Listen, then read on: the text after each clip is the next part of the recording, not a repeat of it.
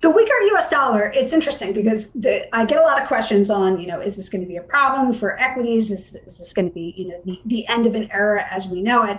And we've seen dollar depreciations many times in the past. I mean, we have the trade weighted dollar going back to, well, whenever it started to float, 1972. And you can look at the data, and we've had at least 3 or 4 big depreciations.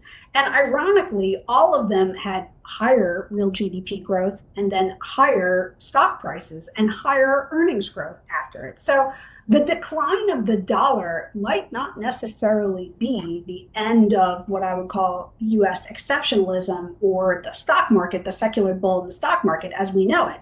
Again, remember, 40% of S&P revenues is from overseas, which means that dollar translation of a weaker dollar actually comes back into higher earnings growth and higher revenues printed in the S&P 500. So it isn't necessarily a bad thing. And dollar depreciations don't necessarily mean the decline of the dollar as a reserve currency. Again, we've sort of seen this movie before. Now, all of that said, I'm not particularly bearish on the dollar. And it's mainly around what I think is going to be an acceleration in not only US GDP growth, because there's going to be less of that, but in US corporate profit growth. The legislation that was just passed was effectively a 700 basis point cut in the corporate tax rate.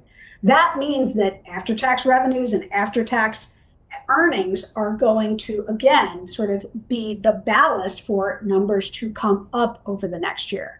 I think it's going to be hard for ex-US companies to keep up in that environment. I mean, there are some estimates that say 7% is probably over the next 2 to 3 years on an annual basis going to be the increase in free cash flow growth in the technology sector.